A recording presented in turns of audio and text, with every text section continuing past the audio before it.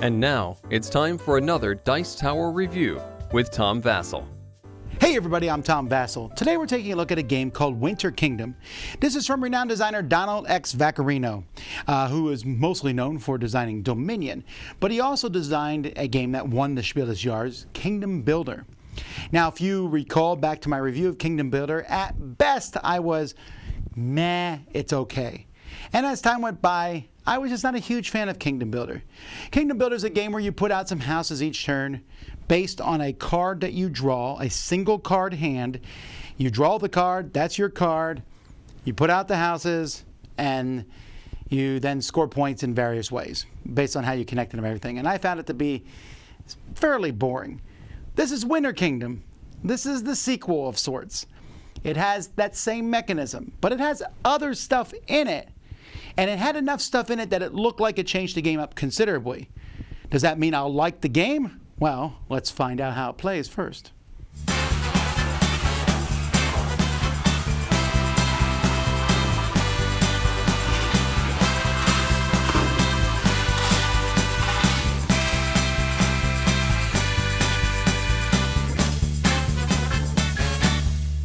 Building a board here of random hexes. These hexes actually have double sides, so you put them together, making infinite combinations.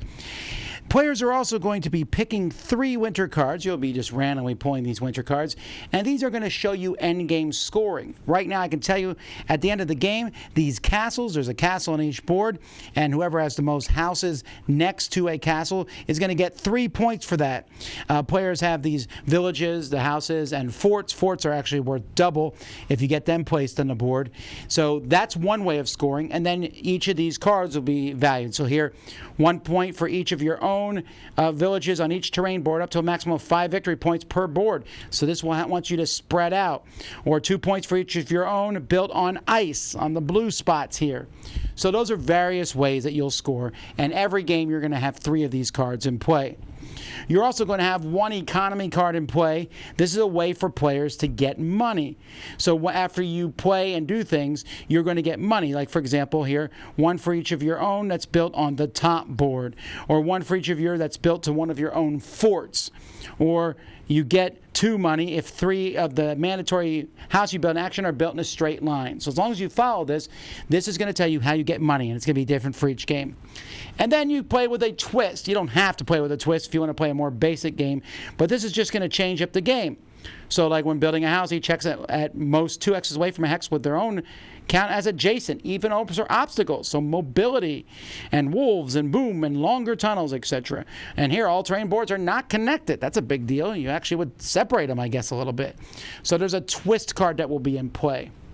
Now each player is going to have a whole pile of their houses and forts. Players also start with this card, mandatory action. They start with tunnels. Everyone has those 2. And then you're randomly going to have 5 other special actions that are in your hand. There's a deck of terrain cards, and each player is going to have 1 of those to start the game with, and at the end of your turn, you'll draw another one. This terrain card is kind of tied with your mandatory action. Each turn, when it's your player's turn, you must take your mandatory action. You'll put a token on to show that you've used it. You also can take as many of your special actions before or after your mandatory action. So everyone starts with tunnels, but when your turn is over, you have the option, if you got any money on your turn, to play a new one in play. And so I could have horses now. So you just turn these over to show that you've used them. If you have an ability card in play, you can upgrade it for money, and then you just move your token down to the bottom of the card. So you could possibly do 7 different actions on your turn once you have all these cards in play.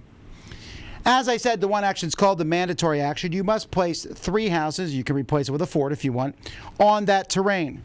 Now, this game, the rules of placement are there's 1 house per hex. The first time you put something out, you can put it anywhere. But after that, each one you put out must be adjacent to one of the ones already on the board. So if you look at where I'm at here, let's say next turn, my mandatory action is on the grassland. Well, there is no grassland touching these houses that I have on the board. So I could put my next one here if I want to. Then after that, let's say I did ice. Ice I have to place next to these because there's a nice spot next to those. If I did desert, I would have to place it here because that's next to those. But you do have options, and those options are often going to refer to your other special actions.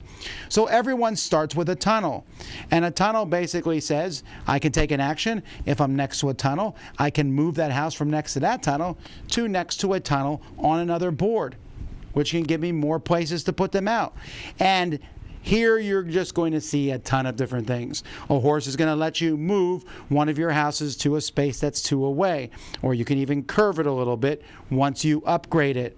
Some of these will let you put them on very specific things. The garden here simply lets me put a house on one of these areas here, on one of these treed areas, anywhere on the board. Again, following the rules, it has to be next to a house I already have if possible. And then this, if I upgrade it, I can take a house that's on one of those and move it to an adjacent spot. So utilizing these cards, at first you're going to just be taking your mandatory action and possibly the tunnel action. But as you get more money, as you follow the rules when you place houses to get more money off this card, you're going to use that to put these in play. When one person has built all of their houses and forts, that's going to trigger the end of the game, and everyone gets an equal amount of turns. At that point, you'll pull out the scoring board, and everyone's going to score. Again, you get 3 points for having the most around a castle, and then you're going to score for each of these special cards. So maybe you get 1 point for each of your own houses that's adjacent to at least 3 other houses, or 2 points for each different edge on an outer terrain board with at least 1 house on it. Or here, 1 victory point for each of your own houses adjacent to at least 2 hexes with mountains and water. Mountains is the only territory you can't build in, well, you can't build in on the castles and towns that are out there. So there's a lot of different things. Every game's going to score slightly differently, and whoever has the most points is the winner. I kind of wish they didn't use red and green in the same game here, but the houses do look very nice. They're not boring Monopoly houses, and each one is a different shape. So even though they used the same colors, you can see here that the red and green are different houses, so you can differentiate between that. So that's really cool. And in fact, let me show you all 4 houses have a different shape to them. So that's neat. I would have probably made the red or green more obviously different. I think the red and green are the 2 that are closest together, but still, that's pretty cool. And I also like that these boards, I mean, this is a big board, and it's kind of a garish look to it to some degree, but the fact that you can flip them and rotate them and you have a ton of different things. My biggest complaint about the game is just that it's going to take you a while to figure out what each of your things do. And because many of the cards are similar, sometimes I'm like, what does the carriage do? And I'm like, well, where's carriage? Where's carriage? Where's carriage? Well, here's Sawmill Hot Springs, Hunting Lodge, Garden, Monastery, Pasture Tower. Oh, there's carriage. So, that I found to be a little bit where you have to go through here and read through the rules. But the scoring rules, they're very clear on. The economy cards, they're very clear on. And then the twist cards, they're clear on. I might argue that I wouldn't have minded maybe a few more twist cards, but overall, I'm pretty happy with the components of the game. Well, color me surprised. I honestly went into this thinking, maybe it's a little better. It is a lot better. Folks, I really enjoyed Winter Kingdom. And the game just has so much interesting things going on.